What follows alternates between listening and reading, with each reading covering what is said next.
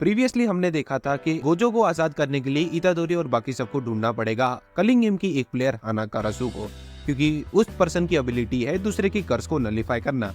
तो उसकी मदद से वो लोग गोजो को प्रिज्म रेल्म से आजाद कर सकते हैं। अगर तुमने वो वीडियो नहीं देखा है तो लिंक यहाँ पे फ्लैश हो रही होगी, जरूर देख लेना।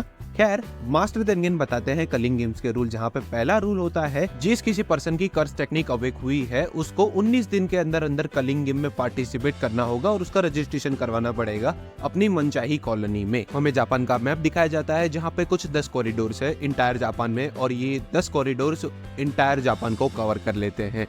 और टाइमलाइन के हिसाब से देखा जाए तो सुमुकी के पास कुछ 10 दिन और 15 घंटे बचे हैं रजिस्ट्रेशन करवाने के लिए, अगर उसकी कर्स टेक्निक अक्टूबर 31 की शार्प रात के 12 बजे अवेक हुई हो तो। फिर मास्टर तेनगेन हमें दूसरा रूल बता रहे हैं, जहाँ पे अगर किसी ने पहला रूल तोड़ा यानी कि 19 दिन के अंदर अपना रजिस्ट्रेशन नहीं करवाया तो उस पर्सन का कर्स रिमूवल होगा। बेसिकली कलिंग गेम का थर्ड रूल है, अगर कोई नॉन प्लेयर पर्सन कोई भी कॉलोनी में एंटर कर जाता है तो उसको उसी मोमेंट से एक कलिंग गेम का पार्टिसिपेट माना जाएगा। अब हाँ, सवाल उठता है कि सिविलियंस का क्या, तो सिविलियंस को देखो प्रोबेबली टाइम दे दिया जाएगा कॉलोनीज को लीव करने का। स्पीकिंग ऑफ कॉलोनी लीव्स, ऐसा कोई रूल नहीं है प्लेयर्स का कि वो कोई कॉलोनी को लीव या ज्वाइन कर सकते हैं। और रूल्स जान के कर भी क्या लोगे, एक बार सुकून आ गया तो वो रूल्स को उतनी ही इज्जत देगा जितना हम लोग डांसों को देते हैं। कलिंग गेम में अगला रूल है, जो पार्टिसिपेटेंट प्लेयर है उसको कलिंग गेम के दूसरे प्लेयर्स को मार के गेम में स्कोर करना होगा।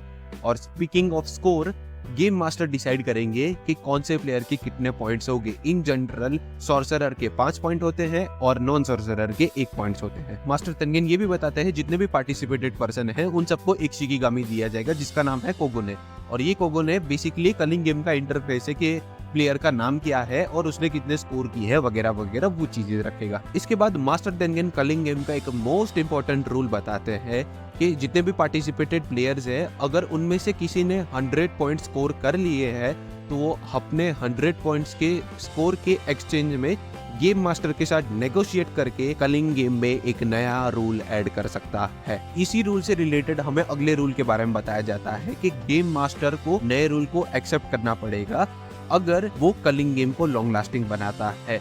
अब उसका रीजन क्यों, तभी मेगुमी पूछता है तेनगेन से कि रिचुअल को खत्म होने में कितना टाइम लगेगा, तो जिसमें मास्टर तेनगेन बताते हैं ऑलमोस्ट 2 महीना। तो तुम समझ गए हो जितनी लंबी गेम चलेगी उतना केंजाकू का फायदा होगा। एट लास्ट हमें कलिंग गेम के लास्ट रूल के बारे में पता चलता है कि पार्टिसिपेटेड प्लेयर्स ने 19 दिनों में कोई भी पॉइंट स्कोर नहीं किया या फिर उनका पॉइंट स्कोर सेम रहा तो उनको कर्स टेक्निक रिमूवल के लिए भेज दिया जाएगा। कलिंग गेम के सारे रूल समझने के बाद माकी एक प्लान बनाती है जिसके हिसाब से पहले तो मास्टर तेनगेन की कंडीशन पर ही यूकी और चोजो वहीं रहेंगे। माकी जाएगी जेनिन क्लान कर्स टूल लेने, क्योंकि गोजो के सील होने के बाद कामो और जेनिन क्लान वालों ने जुजुत्सु हाई के जो वेयरहाउस में जहाँ पे वेपन्स रखे थे वो सब वापस बुला लिए हैं, तो वहां जाएगी। लेकिन वहां जाने से पहले उसको जरूरत पड़ेगी जूजो के वेपन की। जूजो के बनाए हुए वेपन और जेनिन क्लान में से सारे कर्स टूल लेने के बाद वो जाएगी पांडा और बाकी सबसे मिले और फिर गेम में एंटर करेगी। यूटा से पूछा जाता है तो यूटा डायरेक्टली कॉर्नरली में एंटर करेगा और जितनी उसको इन्फॉर्मेशन मिल सकती है वो उतनी गैदर करेगा और वो आसपास की कॉलोनी को अवॉइड करेगा ताकि पूरा ग्रुप एक दूसरे के अगेंस्ट ना हो जाए। और उसी के साथ साथ मेगुमी और यूजी को मिलती है जवाबदारी जुजुत्सु हाई के 3rd ईयर के सस्पेंडेड स्टूडेंट किंजी हकारी को लाने की। अगले सीन में हमें एक स्टैंड अप कॉमेडी दिखाई जाती है जहाँ पर ऑडियंस काफी ज्यादा बोर हो रही होती है और हमें आर्टिस्ट भी दिखाया जाता है, वो काफी ज्यादा नर्वस होता है और इसका नाम है ताकेबा। और ये भी एक कलिंग गेम का प्लेयर है क्योंकि इसके पास कर्स टेक्निक है जिसके बारे में हमें आगे पता चलेगा। और वो स्टैंड अप कॉमेडी की इंडस्ट्री में फेलियर है क्योंकि उसके जोक्स पर कोई हंसते नहीं है और जो प्रोड्यूसर्स की एक्सपेक्टेशंस है उसको पूरी नहीं कर पाता है। फिर शिफ्ट होता है यागा पर जहाँ पे वो जेल में कैद है और उसको बांध रखा है। तभी वहाँ पे प्रिंसिपल गाकू गांजी आते हैं, उससे कहते हैं क्या किसी आर्टिफिशियली क्रिएटेड कर्स कॉप का इंडिपेंडेंटली काम करना, वो भी ग्रेटर लेवल पे कंपेयर टू मैनिपुलेटेड कर्स के सामने, और उसके पास कर्स एनर्जी होना जो उसे किसी सोर्सरर ने दी हो एज अ पावर सोर्स, और ये पावर सोर्स उसको ही अब बिलोंग करता है जो उसे जिंदा रखता है। अभी हायर अप्स ट्राई कर रहे हैं तुम्हें एक स्पेशल ग्रेड सोर्सरर बताने का ताकि वो लोग तुम्हारे ऊपर ऑफिशियली इनडिफाइनाइट स्टेटस का रिस्ट्रेन ऑर्डर लगा सके, क्योंकि उन्हें ऐसा लगता है कि अगर तुम वो चीज बना सकते हो तो तुम वैसे लोगों की आर्मी बना सकते हो। तो बताओ यागा, कि तुमने वो चीज बनाई है या फिर तुम जानते हो कि वो चीज कैसे बनती है, जिसमें यागा मना कर देता है। फिर इस सीन फिर से चेंज होता है जहाँ पे यागा किसी कर्स के पास बैठा होता है और इस कर्स का नाम है ताकेरू, और ये कर्स भी यागा ने बताया है। और वो ताकेरू से ऐसा कहता है कि अब मुझे एक और काम मिला है जिसकी वजह से मैं काफी ज्यादा टाइम तक वापस नहीं आऊंगा। तुम लोग यहाँ पे सेफ रहोगे क्योंकि यहाँ पे मास्टर तेनगिन का बैरियर है, तो मैं तुमसे जल्द ही मिलता हूँ।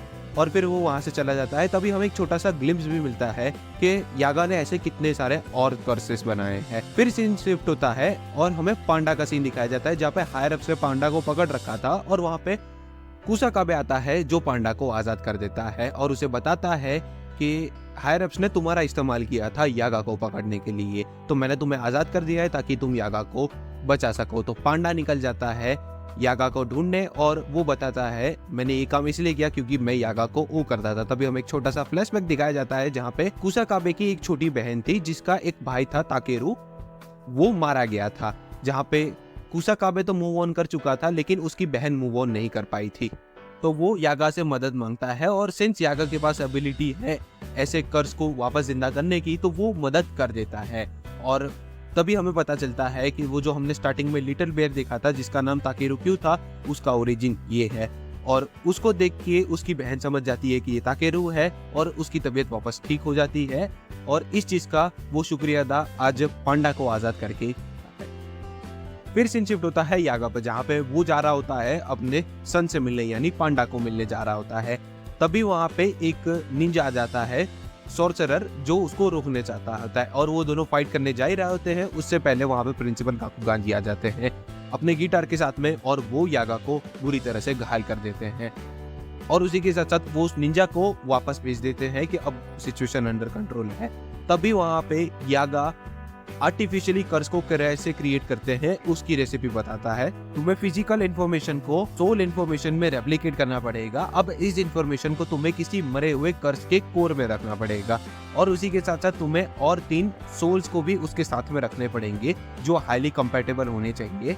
अब ये तीनों सोल्स एक दूसरे को ऑब्जर्व करेंगे और थोड़े टाइम के बाद वो स्टेबलाइज हो जाएंगे। तब उनके अंदर आएगी सेल्फ अवेयरनेस, और 3 महीने के बाद तुम्हें मिल जाएगी एक सेल्फ सस्टेनिंग कर्स एनर्जी। ये चीज सुनकर गाकुगान कहता है तो तुम मुझे ये चीज अब क्यों बता रहे हो, जब तुम जिंदा थे तब तुमने क्यों नहीं बताया। जिसमें यागा कहता है कि ये एक कर्स है गाकुगान, और ये कर्स मैं तुम्हें देता हूँ। उतने में वहां पे पांडा आ जाता है, और पांडा यागा की हालत को देखकर यागा के पास पहुंच जाता है, जिसमें प्रिंसिपल गाकुगान कहते हैं कि तुम मुझे मारोगे नहीं। जिसमें पांडा वो कहता है कि मैं तुम इंसानों जैसा नहीं हूँ, मुझे पता है कि तुम हायर अप्स के ऑर्डर का ओबे कर रहे हो, इसलिए तुम ये सारी चीजें कर रहे हो। बट मैं तुम्हें एक चीज और बताना चाहता हूँ, इवन पांडास क्राई। और पांडा रोने लगता है। अब इसी सैड एंडिंग के साथ में मैं वीडियो को यहीं पे रैप अप करता हूँ। उम्मीद करता हूँ तुम्हें वीडियो अच्छा लगा होगा। वीडियो कैसा लगा कमेंट सेक्शन में बताओ। वीडियो को लाइक भी कर देना, और चैनल पे नए हो तो सब्सक्राइब करना मत भूलना। मैं मिलता हूँ तुम्हें नेक्स्ट वीडियो में, तब तक के लिए गुड बाय।